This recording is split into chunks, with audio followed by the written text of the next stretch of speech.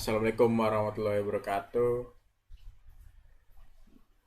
Di sini kami bertiga ingin menjelaskan tentang penerapan elektrokimia dalam kehidupan sehari-hari. Dan di sini kita akan mengambil contoh aki, atau ecu.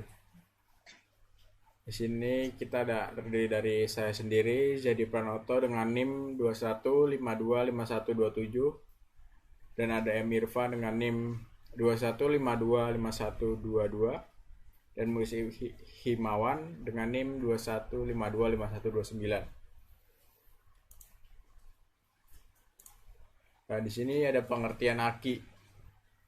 Aki atau storage baterai adalah sebuah sel atau elemen sekunder yang merupakan sumber arus listrik searah yang dapat mengubah energi kimia menjadi energi listrik.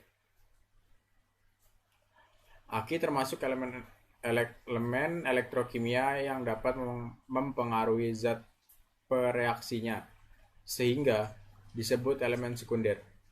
Kutub positif aki menggunakan lempeng oksida dan kutub negatifnya menggunakan lempeng timbale, sedangkan larutan elektrolitnya adalah larutan asam sulfat.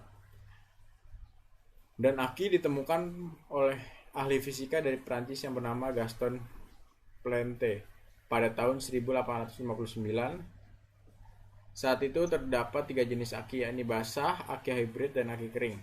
Aki basah banyak digunakan oleh mobil dan motor. Salah satu ciri aki jenis ini adalah adanya dua lubang-lubang tempat pengisian air aki. Keunggulan aki basah ini yakni harganya terjangkau, sedangkan kelemahan ada tingkat penguapannya tinggi. Oleh karena itu, kendaraan yang menggunakan jenis aki basah harus kudu rutin memeriksa ketinggian permukaan air aki. Gunakan air suling yang untuk menambah cairan pada aki. Kondisi permukaan air yang berada di bawah garis lower serta salah menuangkan cairan ketika menambah air aki seperti air aki zur, aki ledeng, membuat aki cepat rusak.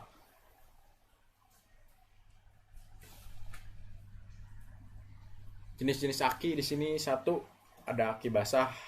Hingga saat ini aki ini hanya populer digunakan adalah aki model basah yang berisi cairan asam sulfat H2SO4. Ciri utamanya memiliki lubang dengan penutup yang berfungsi untuk menambah air aki saat ia kekurangan akibat penguapan saat terjadi reaksi kimia antara sel dan air aki. Yang kedua ada aki hybrid. Pada dasarnya aki hybrid tak jauh beda dengan aki basah.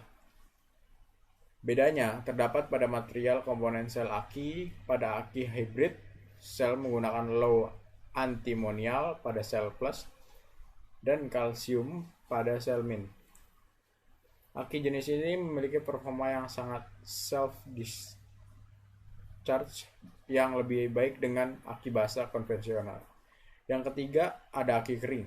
Adalah aki yang menggunakan kalsium pada lempeng grid plus dan min dengan penyekatan berupa jaring atau mat yang menyerap cairan elektrolit. Umumnya berupa gel. Dengan kemasan aki yang tertutup rapat disegel, ketika terjadi penguapan atau gas akan diserap oleh mat tersebut, sehingga terjadi pengurangan jumlah cairan elektrolit. 4. Aki-aki bebas perawatan Mendel Free MF. Aki jenis ini dikemas dalam desain khusus yang mampu menekan tingkat mengubah air aki. Uap aki yang terbentuk akan mengalami kondisi sehingga kembali menjadi air murni, yang menjaga level air aki selalu pada kondisi ideal sehingga tidak lagi diperlukan pengisian air aki.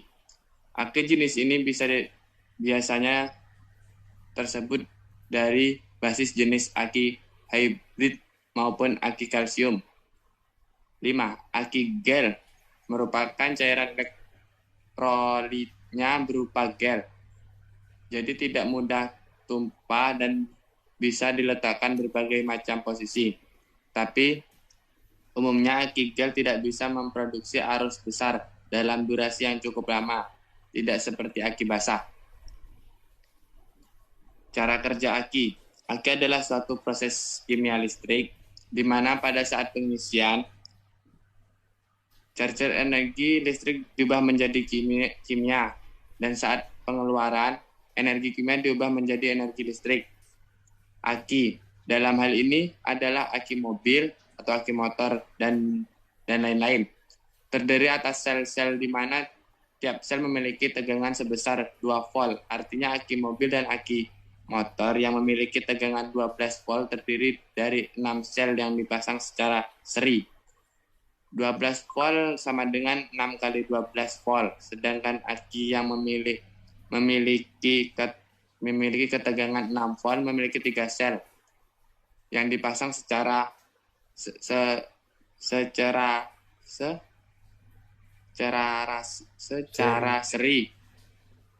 6 volt sama dengan 3 kali 2 volt. 1 saat aki mengisi arus, 2 saat aki menerima arus, 3 cairan elektrolit, 4 penyulfatan aki, 5 pengatasi penyulfatan, 6 kapasitas aki, 7 jumlah bahan aktif, 8 temperatur, 9 waktu dan arus pengeluaran. Cukup sekian dari kami. Wassalamualaikum warahmatullahi wabarakatuh.